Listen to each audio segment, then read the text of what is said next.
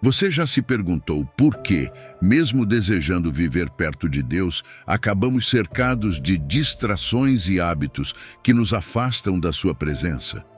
Às vezes, sentimos que damos passos à frente na fé, mas algo dentro de nós, talvez dúvidas ou tentações, nos empurra para trás, fazendo-nos perder o rumo.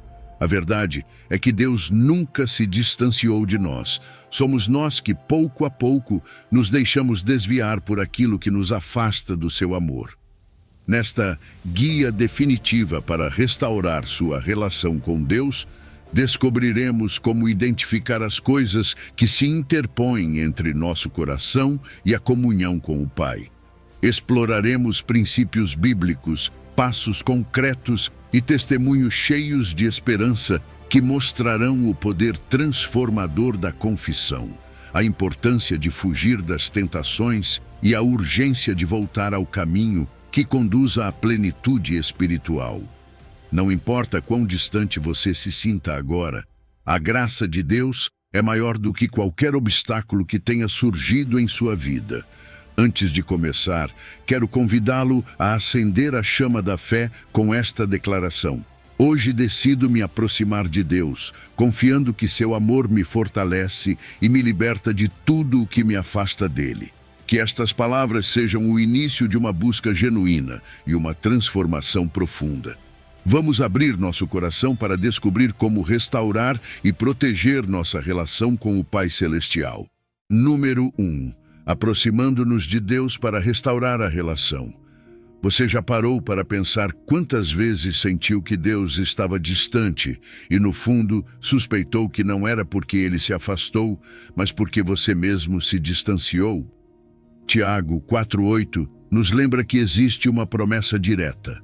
Chegai-vos a Deus, e ele se chegará a vós. É como se Deus dissesse: venha, faça a sua parte, que eu farei a minha.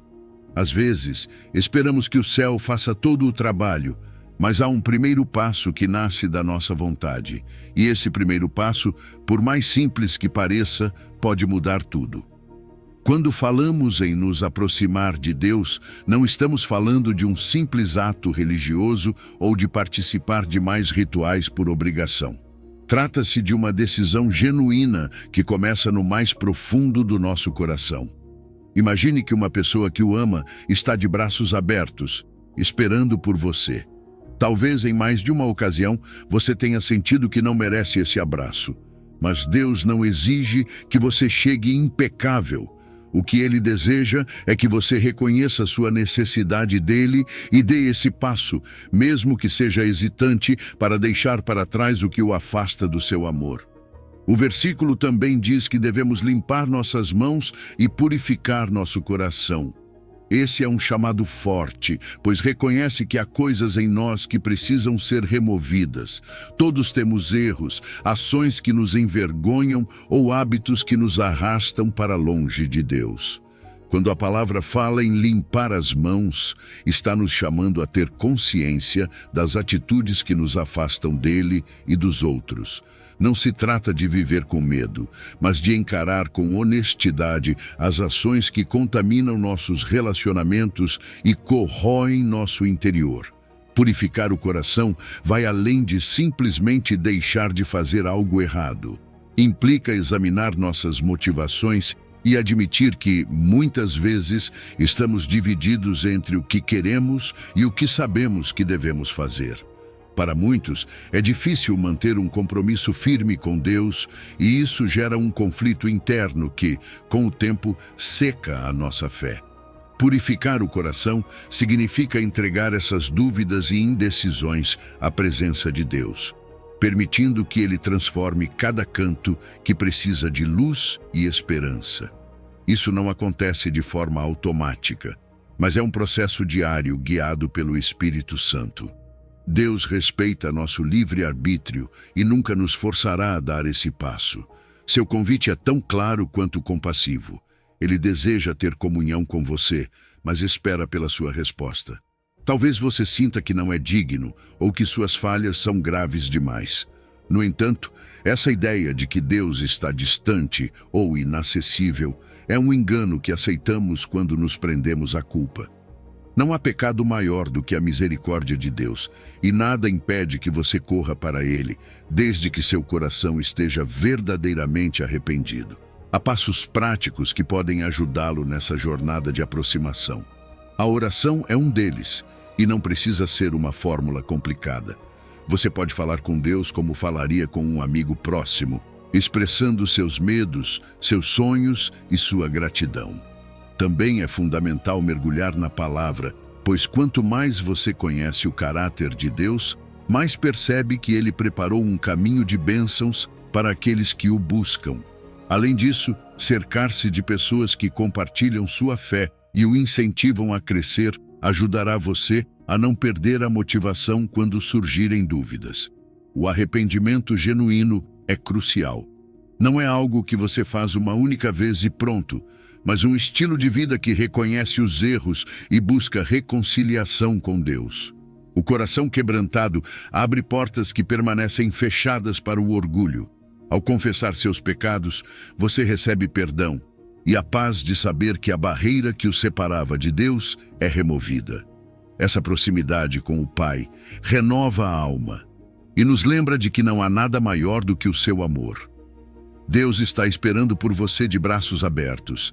Ele não exige perfeição, mas um coração sincero que deseje sua presença. Essa é a essência do versículo de Tiago. Se nos aproximarmos com humildade e deixarmos para trás tudo o que nos contamina, Deus não tardará em responder com sua graça e seu abraço inabalável.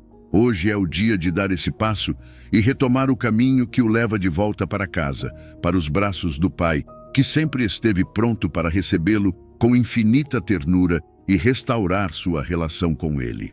Número 2. O poder transformador da confissão. Deixe-me falar com o coração. Você já sentiu aquele peso na alma que parece impossível de carregar? Aquela culpa que sussurra ao seu ouvido que você não é bom o suficiente, que seus erros são grandes demais ou que Deus já não quer mais ouvi-lo. Se esse é o seu caso, quero que ouça estas palavras de 1 João 1,9. Se confessarmos os nossos pecados, Ele é fiel e justo para nos perdoar os pecados e nos purificar de toda a injustiça. Isso não é apenas uma frase bonita, é uma promessa real. E hoje quero mostrar como essa promessa pode transformar sua vida desde o mais profundo do seu ser. A confissão não é apenas um ato religioso, é muito mais. É aquele momento de sinceridade absoluta, onde deixamos cair as máscaras que usamos diante dos outros e, muitas vezes, diante de Deus. É reconhecer que, por mais que tentemos, não conseguimos sozinhos. Não sei você, mas às vezes a pressão de tentar manter tudo sob controle pode ser esmagadora, e quando falhamos, a culpa e a vergonha nos fazem acreditar que não há saída. Mas aqui está a verdade. Deus não nos pede perfeição, Ele nos pede honestidade. Confessar é dizer: Senhor, este sou eu com toda a minha bagunça, com toda a minha dor, com tudo o que ainda não consegui superar. E nesse ato de rendição encontramos liberdade. Deus não está esperando para nos julgar, mas para nos perdoar. Você tem noção do quão incrível isso é? Sua fidelidade não depende de nós. Ele é fiel porque essa é a sua natureza. Não importa quantas vezes tenhamos caído, cada vez que nos aproximamos dele com um coração sincero, ele está pronto para nos receber. E sua justiça não é uma espada para nos punir, mas um lembrete de que, graças ao sacrifício de Jesus, o preço do nosso pecado já foi pago. Não precisamos carregar essa dívida, ela já foi quitada. Tudo o que precisamos fazer é aceitar essa graça e permitir que Deus limpe nossa vida. Você já tentou confessar algo e se sentiu mais leve depois? Essa é a limpeza de que este versículo fala. Não se trata apenas de apagar o pecado, mas de transformar todo o nosso ser. É como se Deus pegasse uma vassoura espiritual e varresse cada canto escuro da nossa vida. Mas, para que isso aconteça, precisamos ser específicos. Não basta dizer, perdoa-me por tudo de errado que fiz. Deus quer que abramos nosso coração completamente, que sejamos intencionais e detalhados, não porque Ele não saiba, mas porque o ato de reconhecer nos ajuda a nos libertar do controle que esses pecados exercem sobre nós. O arrependimento genuíno também é essencial. Não se trata apenas de dizer desculpe e depois voltar a fazer as mesmas coisas. Trata-se de uma mudança de mente, de direção, de vida. É dizer, Senhor, eu não quero mais seguir esse caminho, mas não consigo mudar sozinho. Ajuda-me a caminhar na tua vontade. E é aí que o milagre acontece, porque quando damos esse passo, Deus nos enche com sua graça para que possamos seguir adiante. E quanto ao futuro? O perdão não trata apenas do passado. Quando somos perdoados, nossa relação com Deus é restaurada. Podemos caminhar com Ele em comunhão, sabendo que não há mais barreiras entre nós. Isso traz paz, alegria e um novo senso de propósito. O inimigo já não pode mais sussurrar em seu ouvido que você não é digno, porque agora você é livre, livre para viver a vida que Deus planejou para você. Hoje, quero convidá-lo a não adiar mais esse momento. Confesse seus pecados, não importa o quão grandes ou pequenos eles sejam. Deus está esperando com os braços abertos, pronto para perdoá-lo, purificá-lo e restaurá-lo. Não permita que a culpa o afaste do seu amor. Corra para Ele, pois em sua presença você encontrará a paz que sua alma tanto necessita. A confissão não é o fim da sua história, mas o começo de uma vida transformada. Deus é fiel e justo. Sua graça cobre você hoje, se você simplesmente decidir se aproximar dele. Número 3. Correndo com perseverança para Deus. Imagine por um momento que você está correndo uma corrida, mas não qualquer corrida, e sim a mais importante da sua vida. O objetivo é claro, chegar ao coração de Deus, viver em comunhão com Ele e experimentar o propósito para o qual você foi criado. Agora pense, como você correria se estivesse carregando uma mochila cheia de pedras? Hebreus 12 nos ensina que devemos nos livrar de todo o peso que nos atrapalha e do pecado que nos envolve, para que possamos correr com perseverança a corrida que está diante de nós. E é exatamente isso que Deus quer que você entenda hoje. Não podemos avançar para Ele se continuamos carregando o que nos afasta do seu propósito. Vamos falar primeiro sobre esse peso. O que seria esse fardo que não é necessariamente um pecado, mas que consome seu tempo, sua energia e seu foco?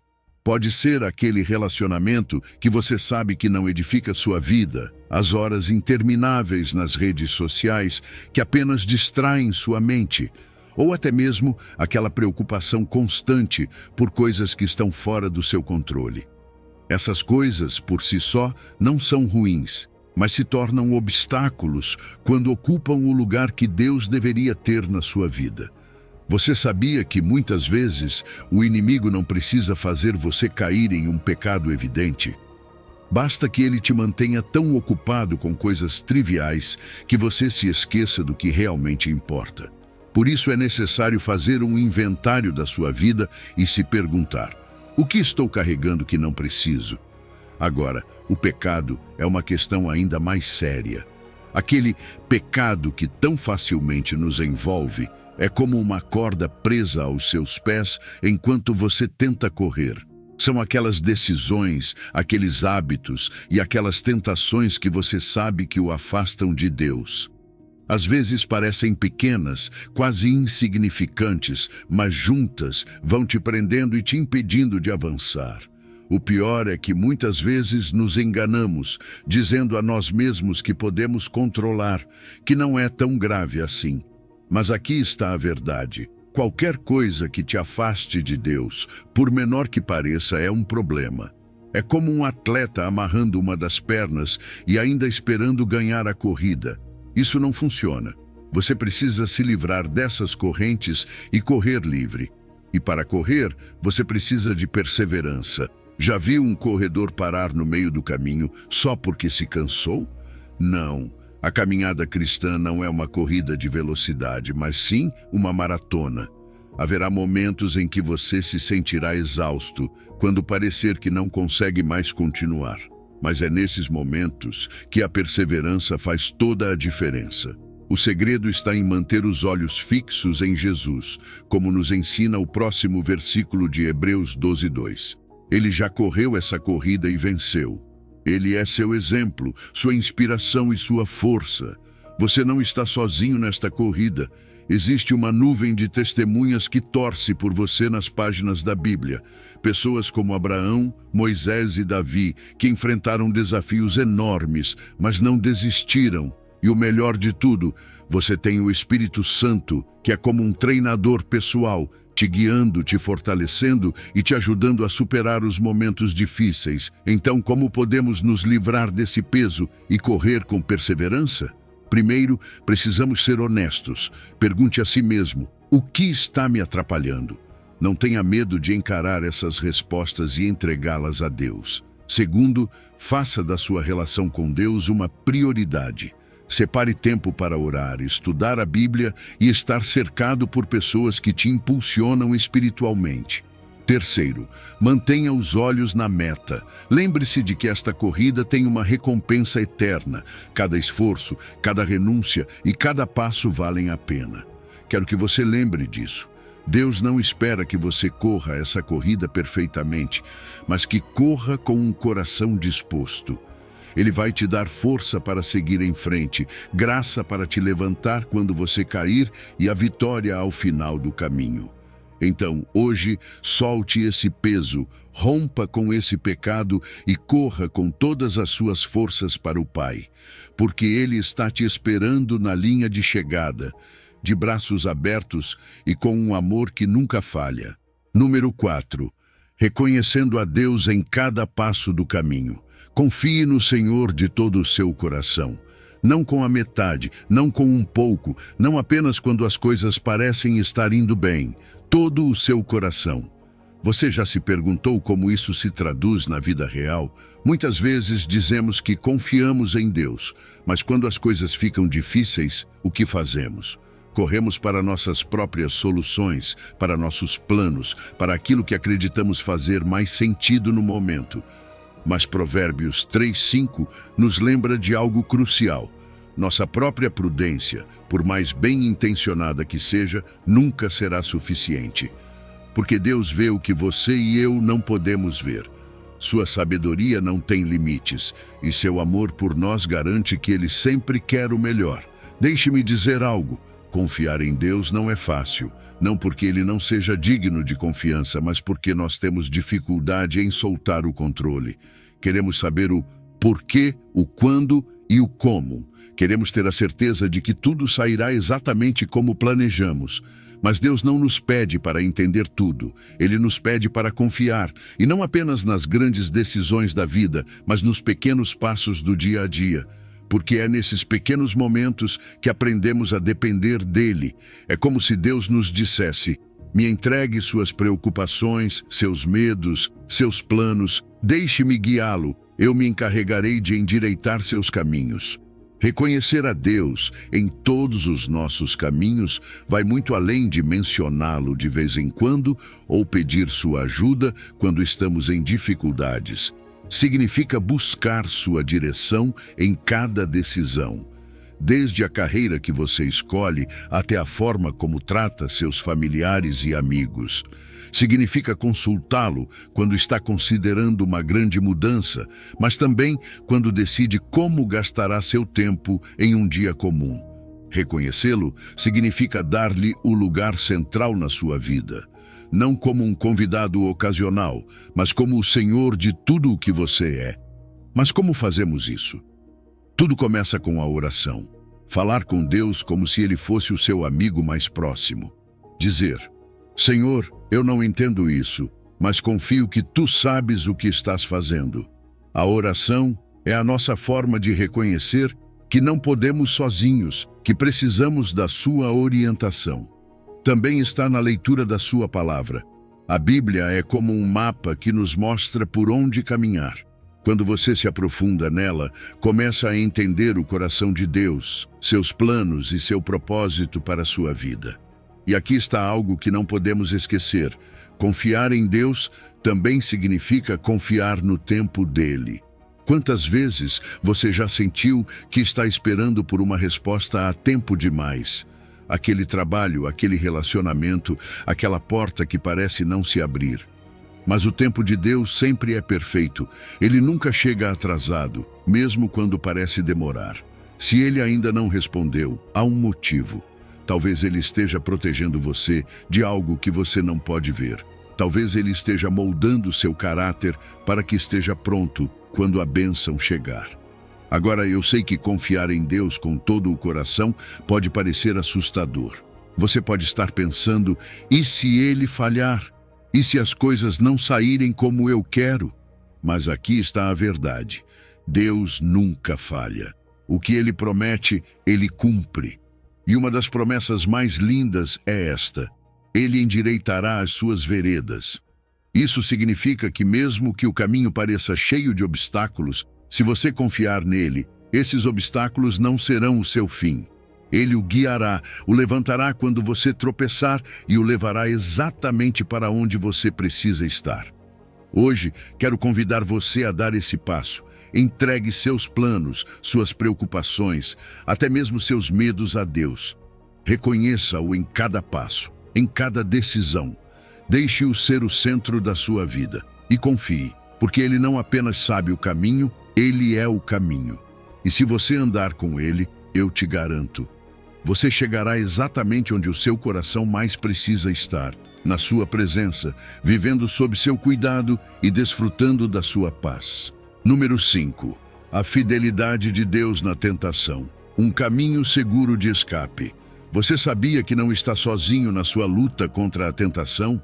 Muitas vezes pensamos que nossas provas são únicas, que ninguém poderia entender o que estamos enfrentando. Mas 1 Coríntios 10:13 nos lembra de algo incrivelmente poderoso. A tentação é comum a todos. O que você está passando não é novo nem estranho. E aqui está o melhor: Deus é fiel. Ele não apenas entende sua luta, mas está com você e já providenciou uma saída. Essa promessa deveria trazer um grande alívio ao nosso coração, porque isso significa que não enfrentamos a tentação sozinhos, mas com o auxílio constante de Deus. Agora pense nisso. Se a tentação é universal, por que às vezes nos sentimos tão derrotados? Porque esquecemos que a fidelidade de Deus age como um escudo. Ele nunca permitirá que a tentação seja maior do que podemos suportar. Sim, pode parecer esmagadora, como se não houvesse saída, mas essa é a mentira do inimigo. A verdade é que Deus colocou limites claros. Ele conhece sua força melhor do que você mesmo e jamais permitirá que você enfrente algo que não possa superar com a ajuda dele. Mas aqui vem uma chave importante: a saída. Deus promete que sempre haverá um caminho de escape. Não importa o quão preso você se sinta, ele já providenciou a solução. Às vezes, essa saída pode ser um pensamento repentino que te lembra que você deve parar. Outras vezes, pode ser alguém que liga bem no momento em que você está prestes a tomar uma má decisão. Pode até ser uma porta que literalmente se fecha. Mas o mais importante é que você precisa estar atento para reconhecer essa saída. Deus a fornece, mas você precisa decidir usá-la. Pensemos em José, o jovem vendido como escravo, enfrentando a tentação da esposa de Potifar. Qual foi a sua saída? Ele fugiu, literalmente. Saiu correndo, deixando até seu manto para trás. E isso nos ensina algo crucial. Às vezes, a melhor decisão é nos afastarmos fisicamente da tentação. Não podemos sempre permanecer em situações perigosas e esperar resistir. Deus nos dá sabedoria para discernir quando precisamos nos afastar e devemos agir. Agora olhe para Jesus, nosso exemplo perfeito. Quando foi tentado no deserto, qual foi a sua saída? A palavra de Deus. Toda vez que o inimigo o atacava, Jesus respondia com as Escrituras. Isso nos mostra que a Bíblia não é apenas um livro antigo, mas uma ferramenta viva que nos fortalece para resistir. Memorizar versículos, meditar neles e aplicá-los à nossa vida nos dá a força necessária para enfrentar qualquer provação. Mas como podemos estar preparados para reconhecer e usar essa saída que Deus nos dá?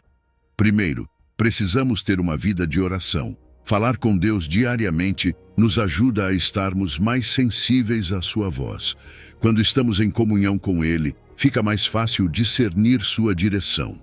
Segundo, precisamos encher nossa mente e coração com sua palavra. A Bíblia é como um mapa em um labirinto. Quando você conhece a direção, não se perde. Além disso, precisamos nos cercar de uma comunidade de fé. Muitas vezes, a saída que Deus nos dá vem através de outras pessoas. Amigos tementes a Deus que nos encorajam, líderes espirituais que nos aconselham, irmãos na fé que oram por nós. Não subestime o poder de caminhar junto com outros nesta jornada cristã. E aqui está algo muito importante: tomar decisões sábias antes de enfrentar a tentação. Se você sabe que certas situações te tornam mais vulnerável, evite-as. Não coloque em risco sua relação com Deus por algo que pode ser prevenido. Lembre-se, o inimigo não descansa, mas Deus também não. E a fidelidade de Deus sempre será maior do que qualquer tentação. Hoje quero lembrar você de algo.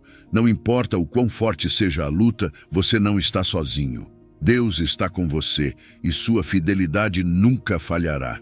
Ele já te deu tudo o que você precisa para resistir. Cabe a você confiar em sua provisão, buscar a saída e agir com coragem, porque no final das contas, a tentação não define quem você é. O que define sua vida é sua decisão de andar com Deus e confiar no seu amor inabalável.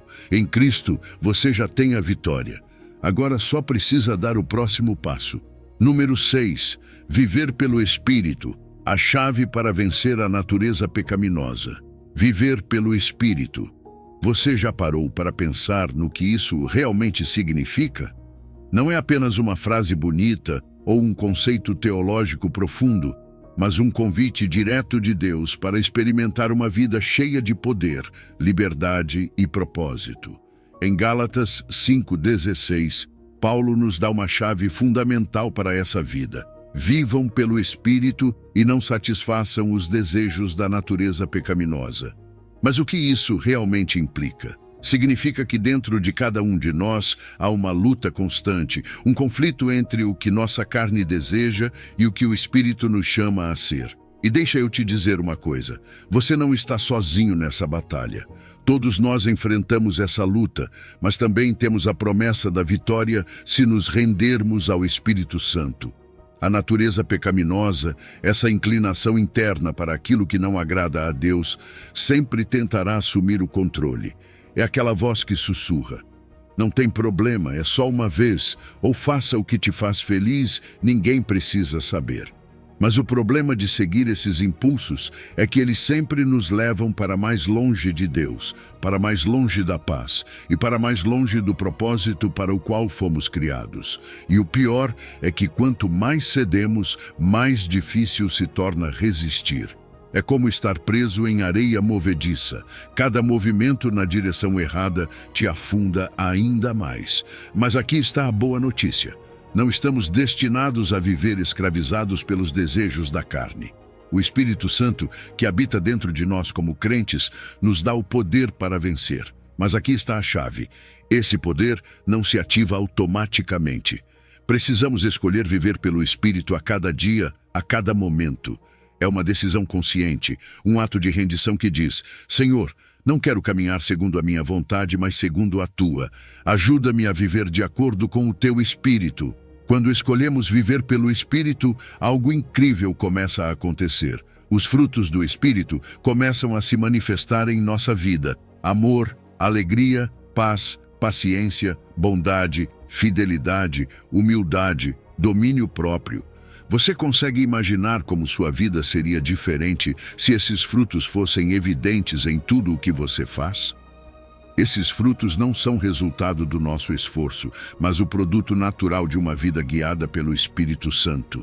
É como uma semente que, ao ser cultivada, cresce e dá frutos. Mas, para que isso aconteça, precisamos cultivar essa relação com Deus. Como fazemos isso? Primeiro, através da oração. Falar com Deus não precisa ser complicado. Diga a ele o que você sente, o que está enfrentando e peça que o Espírito Santo te guie. Segundo, pela palavra de Deus. A Bíblia não é apenas um livro, mas o alimento que nossa alma precisa. Quando meditamos nela, nossa mente é renovada e aprendemos a discernir o que é bom e o que não é. Terceiro, obediência. Isso é essencial. Não basta saber o que Deus quer, precisamos dar passos concretos nessa direção, mesmo quando isso for difícil ou desconfortável. Viver pelo Espírito também significa estar atento à sua voz. Muitas vezes, o Espírito nos fala em um sussurro suave, uma convicção no coração ou um alerta claro quando estamos prestes a tomar um caminho errado. Mas precisamos ser sensíveis para ouvir, e isso só se desenvolve quando passamos tempo com Deus. É verdade que essa luta entre a carne e o espírito não desaparece de um dia para o outro. Mas quanto mais você escolhe o espírito, mais forte ele se torna na sua vida. E aqui está o segredo: quanto mais você se rende ao Espírito Santo, menos poder a carne tem sobre você. Não porque você se torna mais forte, mas porque o poder de Deus em você é invencível. Hoje, quero te encorajar a dar esse passo. Renda-se ao Espírito Santo. Permita que ele guie seus pensamentos, suas decisões e suas ações. Você verá sua vida mudar de maneiras que jamais imaginou. Porque viver pelo Espírito não apenas te ajuda a vencer a natureza pecaminosa, mas te leva a experimentar a plenitude de uma vida em Cristo. Uma vida livre, vitoriosa e cheia de propósito. Número 7. O amor inabalável de Deus. Você já sentiu que as circunstâncias da vida te arrastaram tão para longe de Deus que não há mais volta? É fácil pensar que nossos erros, nossas dúvidas ou até mesmo nossas lutas nos separaram dele para sempre. Mas quero que você ouça estas palavras de Romanos 8:38. Nada, absolutamente nada, pode nos separar do amor que Deus nos revelou em Cristo Jesus. Essa não é apenas uma promessa, é uma verdade inabalável. Não importa o quão altos sejam os desafios ou o quão profundo você se sinta afundado, o amor de Deus permanece firme como uma rocha, uma âncora que te sustenta no meio de qualquer tempestade. O amor de Deus não é como o amor humano, que às vezes desaparece quando falhamos ou quando as coisas se complicam. Não. O amor dele é constante, imenso e incondicional. Não se baseia no que fazemos ou deixamos de fazer, mas em quem ele é. É da sua natureza amar, restaurar e redimir. Mesmo quando nos afastamos, quando tropeçamos, quando parece que destruímos todas as pontes, o amor de Deus continua nos buscando. É um amor que transcende o tempo, as circunstâncias e sim, até mesmo o pecado.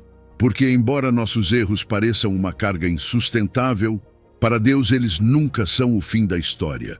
Ele sempre está escrevendo um novo capítulo, onde seu amor nos atrai de volta para ele. Olhe para o sacrifício de Jesus na cruz. Que prova maior poderíamos precisar desse amor? Deus não enviou seu Filho para te condenar, mas para te salvar. Para te dizer, eu te amo tanto que estou disposto a pagar o preço mais alto para que você esteja comigo. Esse sacrifício não apenas nos purifica, mas também nos transforma. Ele nos dá a oportunidade de recomeçar, de deixar para trás aquilo que nos afasta de Deus e caminhar em comunhão com Ele. Você consegue imaginar um amor tão grande? Um amor que não apenas perdoa, mas também restaura, que pega nossas ruínas e as transforma em algo belo. E aqui está o mais poderoso: esse amor não tem condições. Paulo diz claramente, nem a morte nem a vida, nem os anjos nem os demônios, nem o presente nem o futuro, nada em toda a criação pode te separar desse amor. Talvez você sinta que seus erros construíram um muro entre você e Deus. Mas deixe-me te dizer algo. Esse muro não é tão forte quanto o amor de Deus. O amor dele pode derrubar qualquer barreira, atravessar qualquer escuridão e te alcançar onde quer que você esteja. Então, o que fazemos com esse amor? Primeiro, aceite-o. Parece simples, mas às vezes é o mais difícil. Aceitar que Deus te ama incondicionalmente pode ser um desafio quando você se sente indigno. Mas essa é a beleza do amor dele. Não depende de você merecê-lo, mas de você recebê-lo. Segundo, descanse nele. Quando as tempestades da vida te atingirem, lembre-se de que você tem um refúgio seguro. O amor de Deus é esse lugar onde você pode encontrar paz, mesmo quando tudo ao seu redor parece caótico. E por fim, compartilhe esse amor. O amor de Deus não foi feito para ficar apenas em você. Ele foi feito para fluir através de você para os outros. Mostre graça, perdão e compaixão para aqueles ao seu redor. Seja um reflexo desse amor inabalável que você recebeu. E se você sente que se afastou de Deus, lembre-se de que o amor dele não mudou. Ele está te chamando de volta, pronto para te restaurar, pronto para te abraçar de braços abertos. Hoje, quero que você leve isso com você. O amor de Deus é sua âncora, é sua segurança no meio das provações, sua força quando você se sente fraco, sua paz quando as ondas parecem invencíveis. Nada pode te separar dele. Então não importa o quão longe você sinta que está, não importa quantas vezes você tenha tropeçado, corra para esse amor, porque nele, na sua presença, você encontrará tudo o que sua alma precisa: perdão, restauração e a promessa de um novo começo. Número 8. O muro do pecado, a raiz da separação de Deus. O pecado é uma palavra que às vezes nos incomoda, não é? Não gostamos de pensar nisso e menos ainda de admitir. Mas Isaías 59:2 nos diz algo que não podemos ignorar. São as iniquidades de vocês que os separaram do seu Deus. São esses pecados que fizeram com que ele escondesse o seu rosto para não ouvi-los. Não é fácil ouvir isso, mas é a verdade. O pecado age como um muro, uma barreira que interrompe nossa comunhão com Deus. Não porque ele queira se afastar, mas porque nossas ações, pensamentos e decisões nos afastam de sua santidade. Imagine por um momento um relacionamento próximo com alguém que você ama profundamente. Tudo está bem, até que algo se interpõe. Uma mentira, uma traição, uma falta de comunicação. Esse relacionamento é afetado, certo? O pecado faz o mesmo entre nós e Deus. Ele nos separa, não porque Deus deixe de nos amar, mas porque nossa desobediência e rebeldia criam uma distância que não podemos fechar por conta própria. Deus é santo, puro, e sua natureza não pode coexistir com o pecado. Assim, quando escolhemos andar no pecado, é como se estivéssemos erguendo um muro entre nós e a sua presença. O mais triste é que muitas vezes nem percebemos o quanto isso nos afeta. O pecado não apenas interrompe nossa relação com Deus, mas também traz culpa, vergonha e uma sensação de distanciamento. Nos leva a questionar: será que Deus realmente me ouve? Ele ainda me ama? A resposta é sim. Mas o pecado nos faz sentir o contrário. É como se estivéssemos em um quarto escuro, incapazes de ver a luz que sempre esteve lá. Agora, aqui está a boa notícia. Embora o pecado nos separe de Deus, isso não precisa ser o fim da nossa história. O arrependimento genuíno é a chave que derruba esse muro. E deixe-me te dizer algo. Arrependimento não é apenas sentir-se mal pelo que fez. É uma mudança de mente e de coração. É reconhecer: Senhor, eu pequei contra ti. Tomei decisões que me afastaram do teu amor e quero mudar. É dar meia volta, abandonar o pecado e correr para os braços abertos de Deus. O primeiro passo é reconhecer o pecado. Pode ser desconfortável, até doloroso, mas é necessário. Não podemos resolver algo que não estamos dispostos a admitir. O passo seguinte é confessá-lo. Fale com Deus com sinceridade. Ele já sabe de tudo, mas quando confessamos, abrimos nosso coração para receber sua graça e perdão. E aqui está o mais incrível. Deus não apenas perdoa, Ele também restaura. Ele não te deixa quebrado. Ele te cura, te transforma e te dá uma nova chance de caminhar em comunhão com Ele. Você não está sozinho nesta luta. Todos nós enfrentamos tentações, quedas e momentos de fraqueza, mas você tem o Espírito Santo, que te guia e te fortalece para resistir ao pecado. Além disso, você tem uma comunidade de fé que pode te apoiar, orar com você e te encorajar na sua caminhada. Deus não quer que você enfrente isso sozinho. Ele te deu recursos para superar qualquer obstáculo. Hoje, quero que você reflita sobre isso. Existe algo em sua vida que está agindo como um muro entre você e Deus? Se sim, não deixe que ele continue de pé. O sangue de Jesus tem o poder de derrubar qualquer barreira, limpar qualquer pecado e restaurar qualquer relacionamento quebrado. Não importa o quão longe você sinta que está, Deus está mais perto do que você imagina, esperando que você dê um passo em sua direção. Corra para Ele com um coração arrependido e disposto, porque quando você faz isso, não experimenta apenas o seu perdão, mas também o seu amor, a sua graça e a sua paz. Esse muro não precisa permanecer de pé. Hoje pode ser o dia em que você volta a caminhar na plenitude da comunhão com Deus. Ele já fez o caminho e tudo o que você precisa fazer é dar o passo em direção ao seu amor transformador. Número 9. Mantendo a firmeza na fé.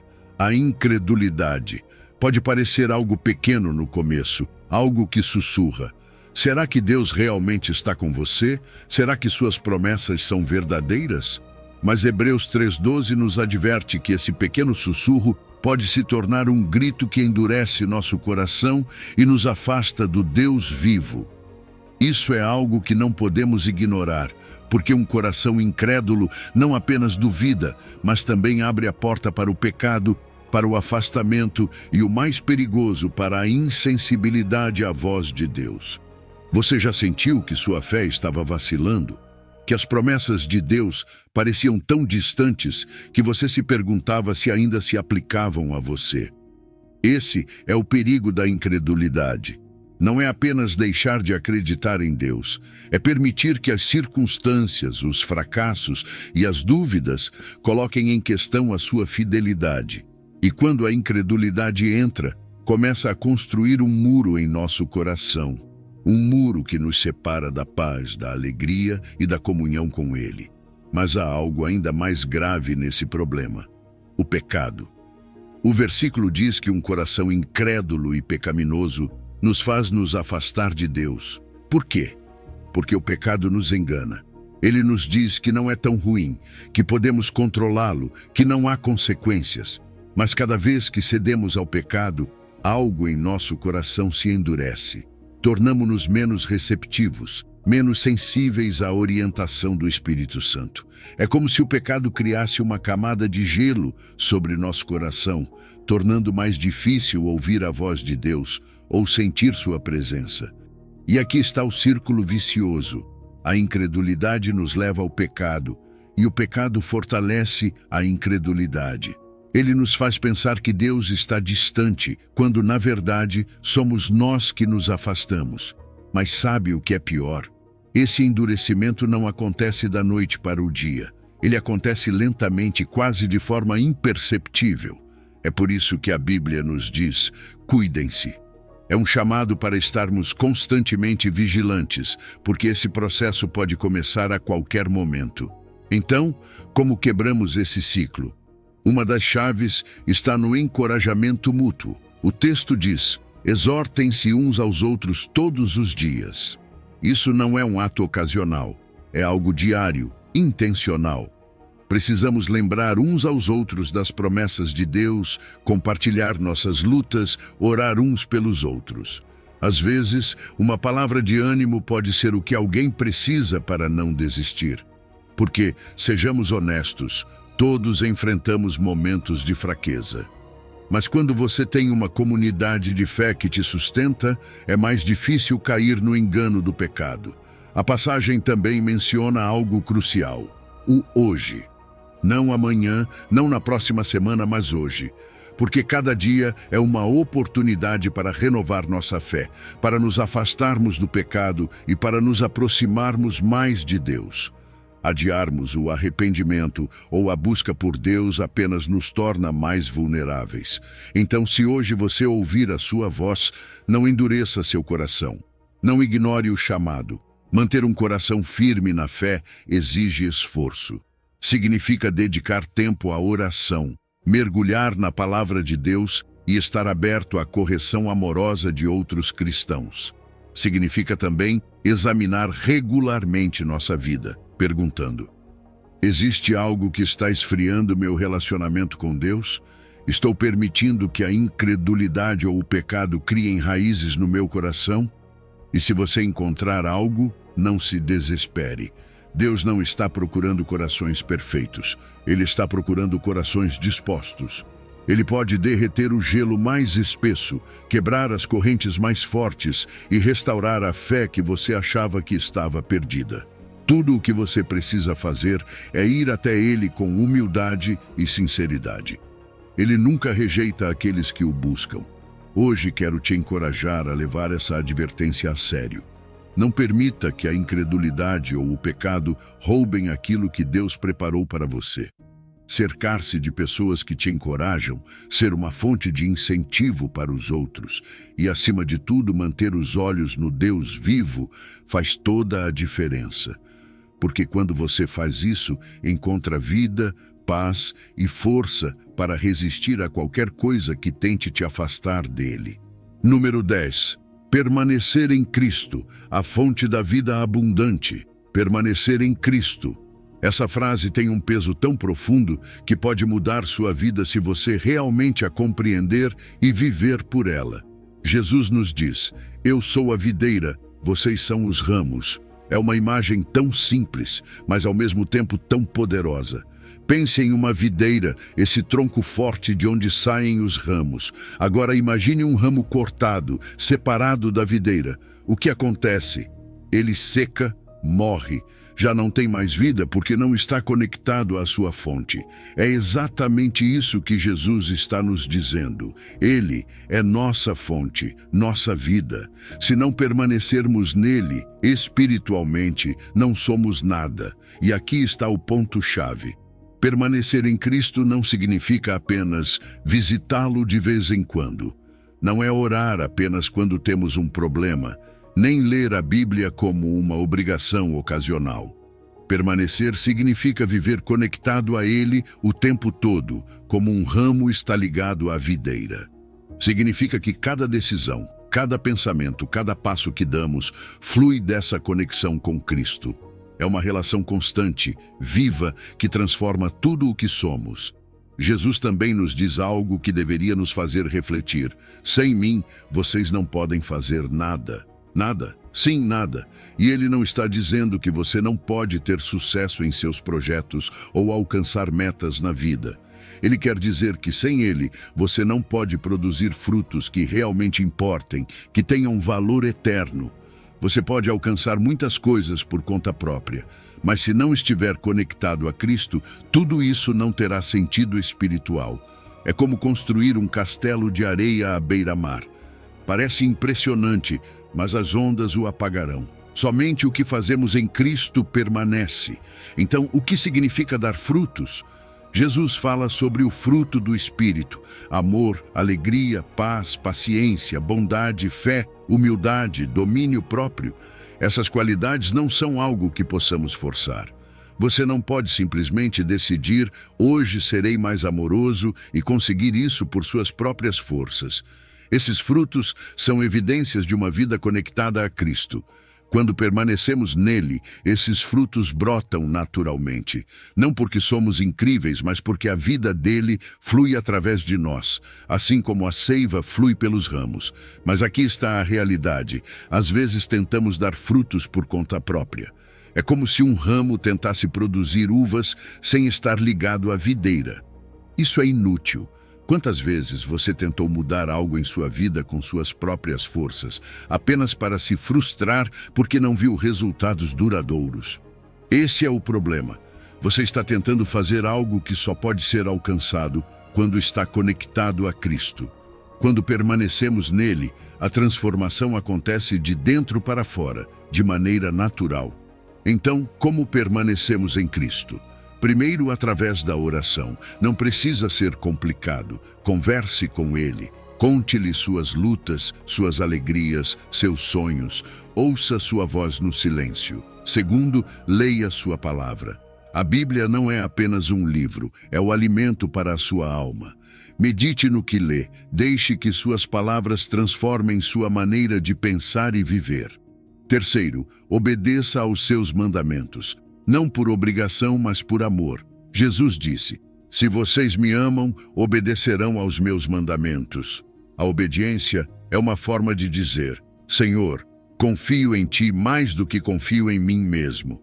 Também é essencial estar cercado por outros crentes. Um ramo não cresce sozinho. Faz parte de uma videira cheia de outros ramos.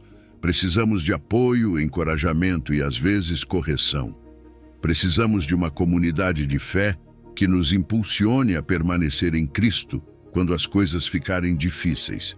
E aqui está a promessa: se permanecermos em Cristo, nossa vida dará muitos frutos. E não só isso, experimentaremos uma vida abundante, plena e cheia de propósito. Porque a verdadeira vida, a vida que realmente importa, só se encontra nele. Então hoje eu te convido a fazer esta pergunta: você está conectado à videira? Você está permanecendo em Cristo? Se não, é hora de voltar. Ele está ali esperando por você, pronto para fazer sua vida fluir através de você e transformá-lo desde o mais profundo do seu ser. Número 11. Protegendo o templo do Espírito Santo. Fugir. Não caminhar, não tentar negociar, mas fugir. Essa é a instrução clara que a Bíblia nos dá em 1 Coríntios 6,18, quando fala sobre imoralidade sexual. Esse tipo de pecado não é como qualquer outro. Ele tem um impacto profundo, tanto físico quanto espiritual. Nos afeta diretamente porque pecamos contra o nosso próprio corpo, que, como a Escritura nos lembra, é templo do Espírito Santo. Isso não é apenas um detalhe teológico. É uma realidade que deveria mudar a forma como vemos nosso corpo e as decisões que tomamos. Pense nisso. Quando pecamos em outras áreas, as consequências geralmente estão fora de nós. Mas a imoralidade sexual é diferente porque a carregamos por dentro. É algo que se crava na alma e deixa marcas profundas. Nos afeta emocionalmente, espiritualmente e, em muitos casos, fisicamente. E não se trata apenas do ato sexual fora do casamento. Estamos falando de qualquer forma de imoralidade sexual. Pornografia, pensamentos impuros, relações antes do casamento, adultério. Tudo isso não apenas nos afasta de Deus, mas também distorce o propósito original que Ele criou para a sexualidade. Deus criou a sexualidade como algo bom, algo que deveria refletir amor, compromisso e unidade dentro do casamento. Mas o pecado pega esse projeto perfeito e o deturpa. Nos faz buscar satisfação momentânea em vez de buscar aquilo que realmente edifica. Nos engana, fazendo-nos acreditar que podemos controlar, que não é tão grave, que é normal. Mas pense, quantas vezes esses momentos de indulgência terminam em culpa, vergonha e, o mais perigoso, um coração mais afastado de Deus? Por isso a Bíblia não diz resista ou pense bem antes de agir. Ela diz fuja. Por quê? Porque Deus sabe que nossa natureza humana é fraca. Se tentarmos enfrentar a tentação de perto, mais cedo ou mais tarde cairemos. Fugir significa se afastar imediatamente de qualquer situação que possa nos levar ao pecado.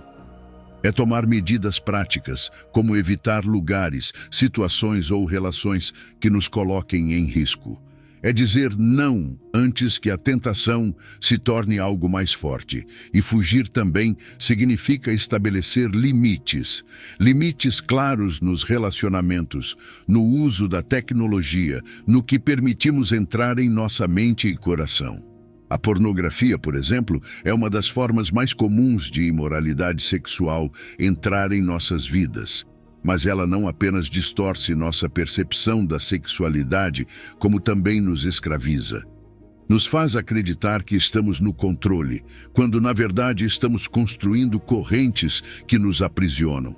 Se você sente que está preso nessa luta, quero que saiba algo. Você não está sozinho. Deus não te condena. Ele quer te libertar. Mas para experimentar essa liberdade, você precisa buscar ajuda. Pode ser através de um conselheiro espiritual, um pastor ou um amigo de confiança que compartilhe seus valores e possa orar com você. Você não precisa enfrentar isso sozinho. Além disso, a oração é sua melhor arma. Ore por força, discernimento e um coração puro. Memorize versículos que te lembrem da vontade de Deus, como Filipenses 4:8. Tudo o que é verdadeiro, tudo o que é nobre, tudo o que é justo, pensem nessas coisas. Encha sua mente com o que edifica, com o que te aproxima de Deus. Estar cercado por uma comunidade de fé também é crucial. Precisamos de pessoas que nos encorajem, que nos exortem com amor e que nos ajudem a permanecer firmes quando as coisas ficarem difíceis. E se você caiu, não fique no chão. Deus é fiel e justo para perdoar. Arrependa-se, volte para Ele e deixe que sua graça restaure tudo o que o pecado tentou destruir. Hoje quero te convidar a tomar uma decisão. Decida honrar a Deus com seu corpo. Decida fugir de tudo o que te afasta dele. Porque quando você faz isso, não apenas protege sua relação com Ele, mas também encontra a liberdade e a pureza que sua alma anseia. E lembre-se disso. Em Cristo não há apenas perdão, mas também poder para viver em vitória. Número 12. Fugir da idolatria. Adorando ao Deus verdadeiro. Fugir da idolatria não é apenas uma recomendação, é um mandamento claro e direto que encontramos na palavra de Deus. Portanto, meus amados irmãos, fujam da idolatria, nos diz 1 Coríntios 10:14. Mas o que realmente significa idolatria? Para muitos, essa palavra traz à mente imagens de estátuas ou rituais antigos. No entanto, em nosso contexto atual, a idolatria assumiu formas muito mais sutis, formas que podem se infiltrar em nossas vidas quase sem percebermos. Hoje, a idolatria nem sempre se apresenta como um altar físico. Muitas vezes, é o trabalho que consome toda a nossa energia, o dinheiro que guia nossas decisões, a fama que buscamos ou até mesmo os relacionamentos que colocamos acima da nossa relação com Deus. Essas coisas, que em si não são más, podem se tornar ídolos quando ocupam o lugar que pertence somente a Deus em nosso coração. Um ídolo moderno pode ser um telefone, uma carreira, uma meta. Quantas vezes sacrificamos nossa relação com Deus para passar mais tempo com essas coisas? A idolatria moderna não precisa de imagens esculpidas. Basta um coração que dá prioridade a algo que não seja Deus. A idolatria divide o coração. Quando algo ocupa o lugar de Deus, começamos a nos sentir inquietos, insatisfeitos, como se algo estivesse faltando. Isso acontece porque fomos criados para adorar a Deus, não as coisas criadas. Quando adoramos algo mais, buscamos nele aquilo que somente Deus pode nos dar: propósito, segurança, identidade. Mas o que encontramos é vazio. Nenhuma conquista, nenhum relacionamento, nenhum valor em dinheiro pode preencher o espaço que somente Deus pode ocupar. Então, como podemos fugir da idolatria? Primeiro, precisamos identificá-la. Isso exige uma autoavaliação honesta. Pergunte-se: em que penso mais ao longo do dia? O que desperta minhas maiores emoções, seja alegria ou ansiedade? O que estou disposto a sacrificar tempo, energia ou até valores para conseguir? Se há algo que se encaixa nessas perguntas e não é Deus, há uma grande chance de ter se tornado um ídolo em sua vida. Quando identificamos nossos ídolos, o próximo passo é nos arrepender. Deus não está procurando nos condenar. Ele quer nos restaurar. Confesse essa idolatria a Ele. Diga: Senhor, coloquei essa coisa ou essa pessoa em um lugar que não lhe pertence. Perdoa-me e me ajuda a te colocar em primeiro lugar na minha vida. O arrependimento abre a porta para que Deus reorganize nossas prioridades. Fugir da idolatria também significa tomar decisões práticas. Se a tecnologia se tornou um ídolo, estabeleça limites no seu uso. Se o trabalho está consumindo toda a sua vida, encontre maneiras de equilibrar seu tempo. Se os relacionamentos estão tomando o lugar de Deus, peça sabedoria para administrá-los de forma saudável, com Deus como sua prioridade. A ação é essencial. Você não pode permanecer no mesmo lugar e esperar resultados diferentes. Além disso, busque se encher de Deus. Uma vida centrada nele não deixa espaço para que os ídolos se infiltrem. Isso significa tempo em oração, leitura da Bíblia e participação em uma comunidade de fé que o encoraje a manter os olhos fixos no Senhor. A adoração a Deus não é apenas uma atividade de domingo, é uma postura de coração que transforma cada aspecto da sua vida. Quando Deus ocupa o trono do seu coração, tudo o mais encontra seu devido lugar. E lembre-se disto: Deus não pede que você fuja da idolatria para te limitar ou tirar algo bom. Ele faz isso porque sabe que nada além dele pode te satisfazer completamente. Ele quer que você experimente a liberdade, a paz e a plenitude que só vem de uma vida centrada nele. Os ídolos prometem muito, mas entregam pouco. Deus, por outro lado, promete e cumpre. Seu amor, sua graça, sua fidelidade nunca falham. Hoje é o momento de decidir. Olhe para a sua vida e pergunte-se: há algo ocupando o lugar de Deus? Se houver, fuja disso. Corra para Deus, porque nele você encontrará tudo o que realmente precisa. Ele é o único digno da sua adoração, o único que pode preencher seu coração e dar sentido à sua vida. Número 13. Perseguindo a justiça, a fé, o amor e a paz. Fugir das paixões da juventude não é uma sugestão. É um mandamento claro que encontramos na palavra de Deus. Em 2 Timóteo 2:22, encontramos a exortação direta: fuja das paixões da juventude e empenhe-se em seguir a justiça, a fé, o amor e a paz. Aqui não há espaço para dúvidas nem para negociar com as tentações. Deus nos chama a tomar decisões claras e a nos afastar rapidamente de tudo que possa nos afastar dele. Mas o que são essas paixões da juventude? E mais importante ainda, como podemos escapar delas e viver uma vida que honra a Deus? Quando falamos de paixões da juventude, não nos referimos apenas aos jovens em idade. Essas paixões se referem a atitudes e desejos imaturos que podem estar presentes em qualquer fase da vida. São aquela vontade de buscar gratificação instantânea, de agir impulsivamente sem considerar as consequências, de perseguir o prazer a qualquer custo. Você já se encontrou em uma situação em que sabia o que era certo, mas suas emoções ou desejos o empurraram na direção oposta. Essa luta interna é o que muitas vezes caracteriza essas paixões. Elas querem dominá-lo, mas Deus lhe dá o poder para fugir. O perigo de ceder a essas paixões é real. Elas podem nos levar por caminhos de autodestruição, afastando-nos da presença de Deus e muitas vezes das pessoas que amamos. Essas paixões são enganosas porque prometem satisfação, mas no final só trazem vazio e dor. É como beber água salgada. Quanto mais você bebe, mais sedento se sente. Assim é o pecado. Ele o atrai com a promessa de preencher um vazio, mas apenas o torna maior. Por isso, o chamado para fugir não é exagero. Deus sabe o quão devastador pode ser ficar preso nessas paixões. Mas o versículo não para por aí. Ele nos chama não apenas a fugir, mas a perseguir algo muito maior, algo que realmente nos preenche: a justiça, a fé, o amor e a paz.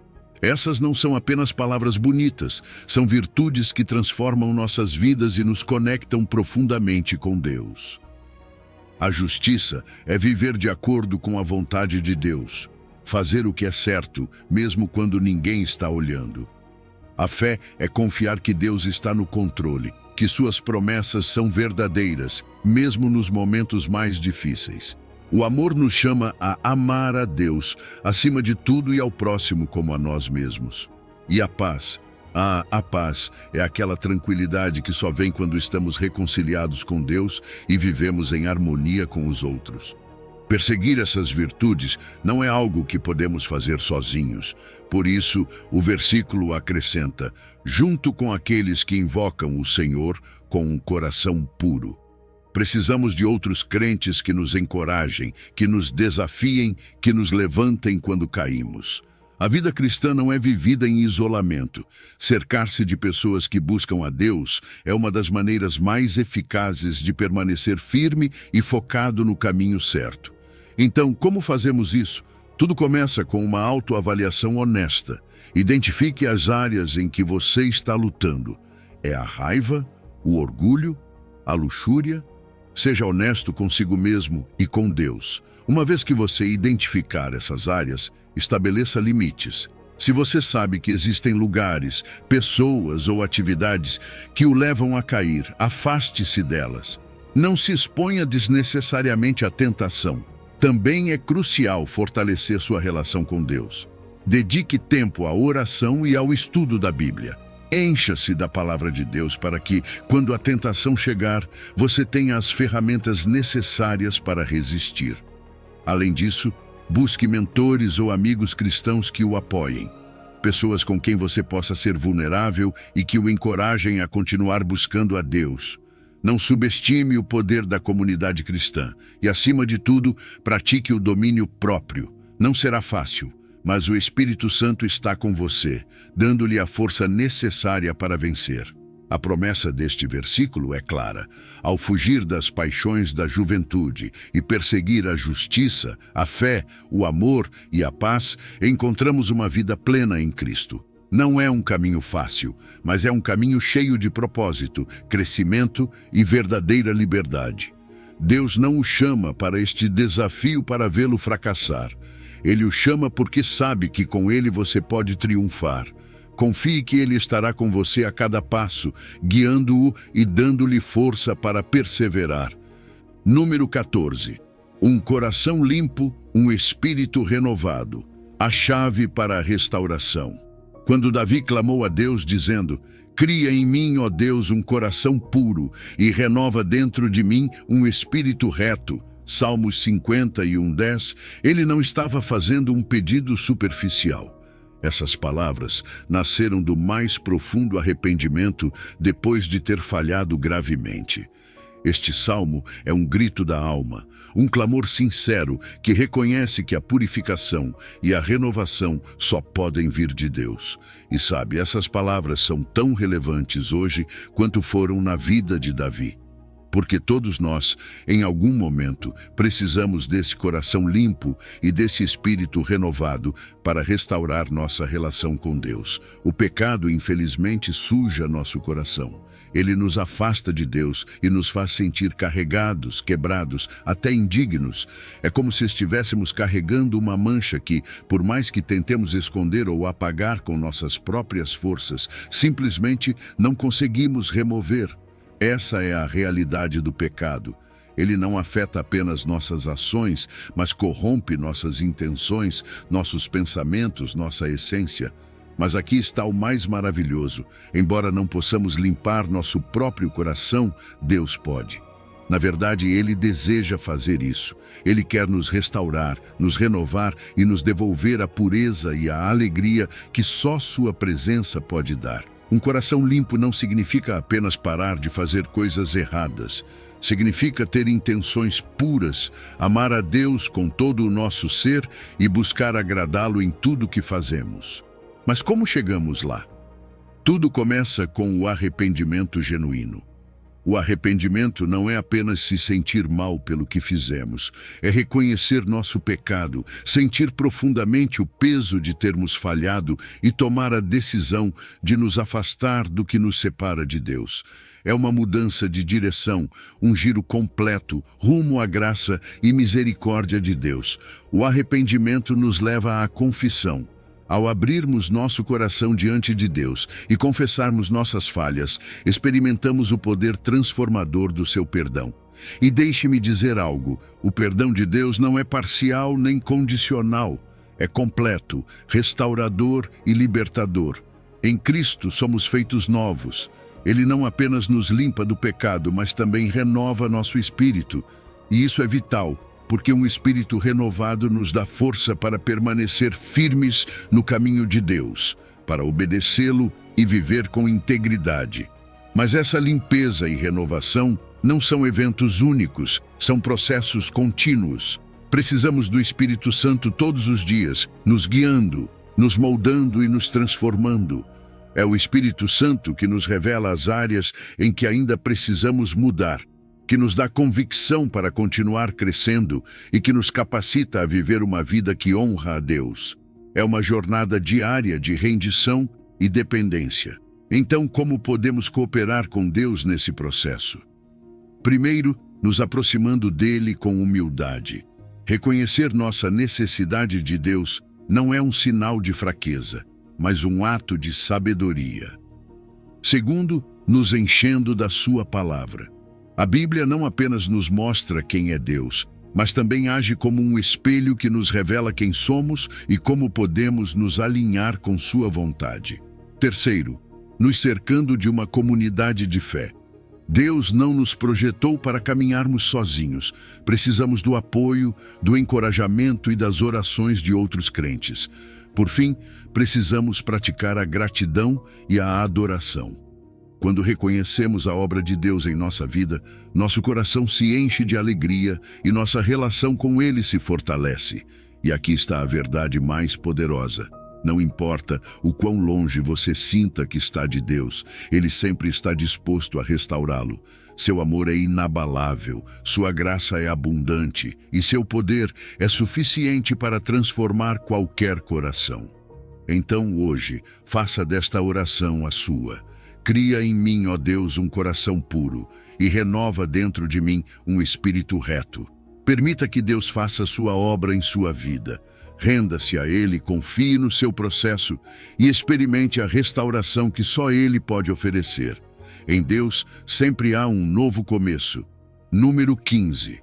Buscando a Deus com todo o coração. Quando Deus diz, vocês me procurarão e me encontrarão quando me buscarem de todo o coração. Em Jeremias 29:13, Ele não está lançando apenas um convite. É uma promessa poderosa, carregada de esperança e certezas. É como se Ele dissesse, eu quero estar perto de você, mas preciso que me busque de verdade, com todo o seu ser e não pela metade. E aqui entra a nossa reflexão. Como é uma busca de todo o coração na nossa vida diária? Porque, sejamos honestos, às vezes dizemos que buscamos a Deus, mas nosso coração está dividido, distraído por 1000 coisas que competem por nossa atenção.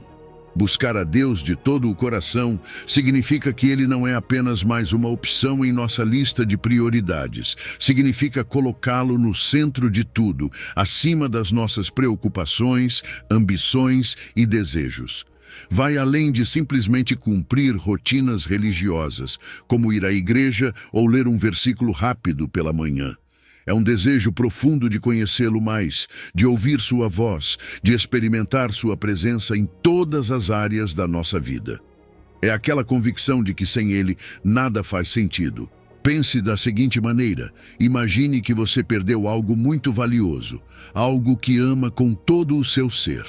Você faria de tudo para encontrar, certo? Buscar a Deus com todo o coração é assim, mas ainda mais intenso. É não parar até encontrá-lo, até sentir sua presença, até que sua voz acalme nossas dúvidas e sua paz preencha nosso interior.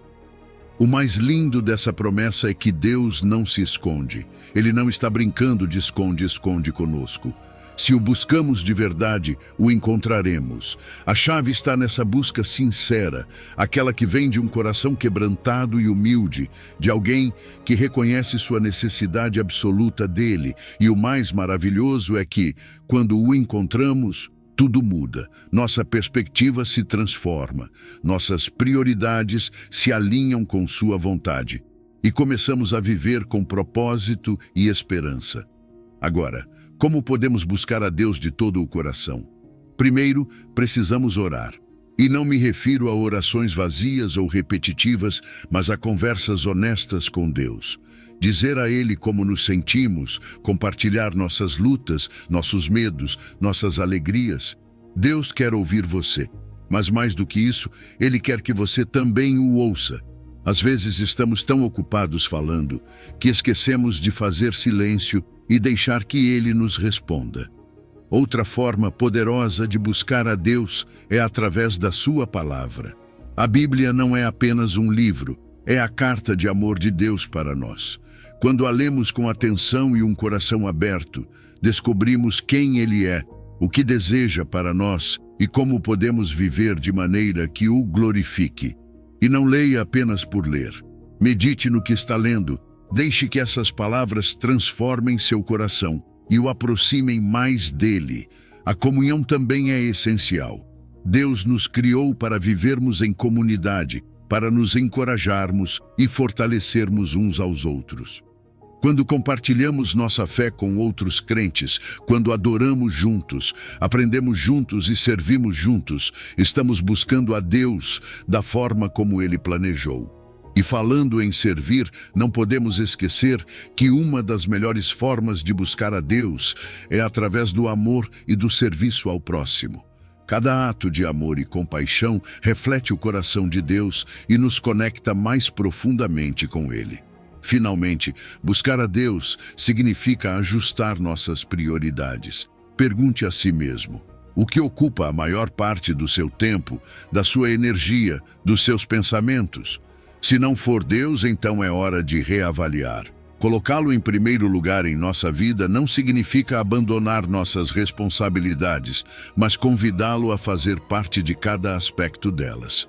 A promessa de Deus é clara: se você o buscar de todo o coração, o encontrará.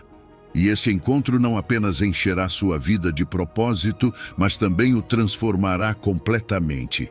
Porque quando você se encontra com Deus, quando realmente experimenta seu amor e sua graça, não pode mais ser o mesmo. Então hoje, decida buscá-lo. Com todo o coração, sem reservas. Ele está esperando, e eu te garanto, não há nada mais lindo do que encontrá-lo. Número 16. Voltando para Deus, o caminho do arrependimento e da restauração. Volte, Israel, para o Senhor, seu Deus, porque por seu pecado você tropeçou. Esse chamado que Deus faz através do profeta Oséias não é apenas uma ordem, é um convite cheio de amor e esperança. É Deus dizendo: eu sei que você se desviou, sei que tropeçou, mas quero que volte para mim. Não importa o quão longe você sinta que está, sempre há um caminho de volta.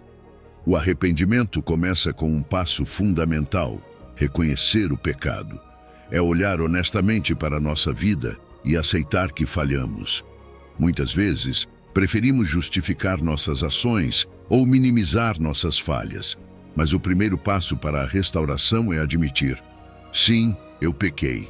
Eu me desviei do caminho que Deus traçou para mim. E não fazemos isso com uma culpa que nos esmaga, mas com uma convicção que nos transforma. É reconhecer nossa necessidade de Deus e da sua graça. Sentir tristeza pelo pecado, essa contrição genuína, faz parte do arrependimento. Mas não é um lamento superficial. É aquela dor interna que sentimos ao perceber que nossas ações ofenderam o Deus que nos ama profundamente. No entanto, essa dor não foi projetada para nos afundar no desespero, mas para nos impulsionar à mudança. Porque o arrependimento genuíno não se limita a palavras ou emoções, ele exige ação. É dar uma volta completa, é dizer: isso termina aqui. Quero viver de uma forma que honre a Deus. E aqui está o mais lindo: não precisamos fazer isso sozinhos. É a graça de Deus que nos conduz ao arrependimento. Romanos 2,4 nos diz que é a bondade de Deus que nos guia. Ele não nos chama ao arrependimento para nos punir, mas para nos reconciliar. Seu desejo é restaurar o relacionamento quebrado pelo pecado. Cada passo que damos em sua direção, ele multiplica, aproximando-se ainda mais de nós. Voltar para Deus significa restaurar um relacionamento que nunca deixou de ser importante para Ele. Não importa há quanto tempo estivemos longe ou quão grandes tenham sido nossas falhas, Deus está disposto a perdoar. O Salmo 103:12 declara claramente: assim como o Oriente está longe do Ocidente, assim ele afasta para longe de nós as nossas transgressões. Esse é o alcance do seu perdão. A reconciliação com Deus não apenas restaura nossa paz com Ele, mas também conosco mesmos. É como se um peso imenso fosse retirado dos nossos ombros. E não apenas isso, ao voltar para Deus, recebemos uma nova vida em Cristo. Uma vida guiada pelo Espírito Santo, onde nossas decisões, nossos pensamentos e nossas ações começam a se alinhar com sua vontade. Agora, como damos esse passo de volta? Tudo começa com a confissão. Dizer a Deus: pequei, Senhor, perdoe-me. Você não precisa de palavras sofisticadas, apenas sinceridade. E se nossas ações feriram outras pessoas, é importante buscar o perdão delas também. A reconciliação horizontal com as pessoas é tão vital quanto a reconciliação vertical com Deus. O arrependimento também exige ação. Estudar a Bíblia nos ajuda a entender a vontade de Deus e a aprender como viver de acordo com seus princípios. A oração se torna nosso refúgio, nosso canal direto com Ele. Além disso, buscar comunhão com outros crentes nos dá o apoio e o encorajamento que precisamos. Não fomos criados para caminhar sozinhos. A comunidade cristã é um presente de Deus para nos fortalecer mutuamente. Mas não podemos esquecer algo crucial. Tudo isso exige humildade. Voltar para Deus não é um ato de orgulho, mas o reconhecimento de nossa total dependência dele. E aqui está a promessa que nunca falha. Quando damos esse passo de volta, Deus nos recebe de braços abertos. Ele nos restaura, nos purifica e nos transforma. Hoje é o dia de voltar para Deus. Não amanhã, não quando você sentir que tudo está em ordem. É agora. Deus está chamando você, não com julgamento, mas com amor. Sua promessa de restauração é para você. Não importa o quão longe você tenha ido, sempre há um caminho de volta. Basta dar o primeiro passo. Ele já está esperando. Ao longo deste percurso, vimos que a vida cristã é muito mais do que um simples conjunto de regras ou práticas religiosas. Trata-se de um relacionamento vivo e dinâmico com um Deus que nos ama incondicionalmente e que deseja habitar em cada área do nosso ser.